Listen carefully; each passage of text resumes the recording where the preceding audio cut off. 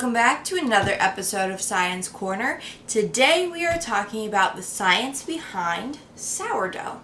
I don't know if you've heard this in the news lately, but there seems to be a baking yeast shortage. So apparently, since there were stay-at-home orders for the pandemic, people have been going out and buying yeast because they want to make bread while they're home alone. I am one of these people. So there have been a lot of articles circulating on the internet about how to make your own yeast. Well, that's kind of misleading because you can't really make your own yeast. Yeast is a fungus that occurs naturally, so it's not like you can create it out of thin air. This yeast is probably grown in a lab with a perfect recipe to grow the perfect fungus, and that's nothing that I would ever be able to do. But here's the thing. Yeast is all around us. And even though I can't create it out of thin air, it's in the air right now. Yeast and bacteria are everywhere. They're on surfaces, they're on fruit, they're on the floor. And if we want to use that yeast for baking, we can create what's called a sourdough starter. So sourdough is a very, very old, I would say ancient way of making bread using yeast that naturally occurs in the environment. But in order to harvest this yeast, we need a little bit of flour and some water. I'm going to grab some warm water just from the sink and put it in a clear glass. Then I'm going to take a couple spoonfuls of flour and put it directly into my warm water.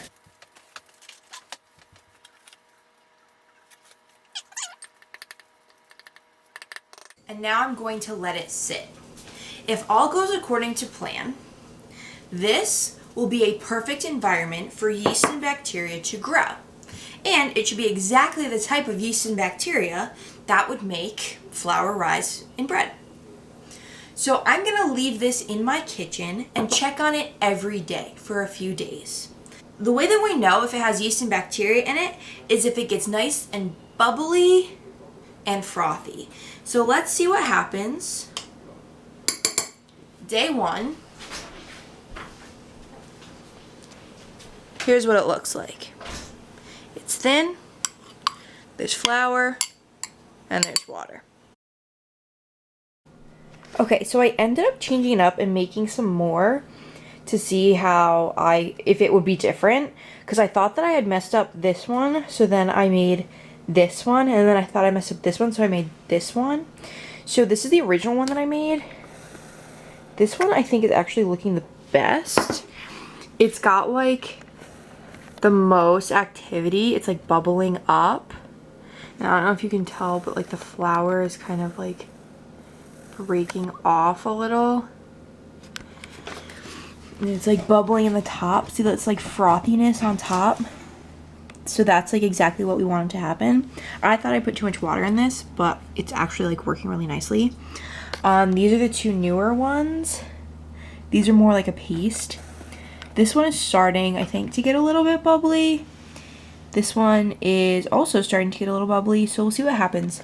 But yeah, it's working. I'm harvesting the bacteria in the environment and the yeast in the environment. This one especially. Let's see what happens as they keep going. Oh, this one's getting like kind of goopy. Awesome. I hope yours is as successful as mine. Okay, so according to the internet, the next thing I have to do is like feed my sourdough starter, and then after that I can start using it to bake bread. So stick around for a possible next episode of Science Corner where I try to actually bake bread with the bacteria that I harvested. So I will give you bonus points if you actually can bake bread with your sourdough starter, and you can hold me to that. Science Corner with Konstantine.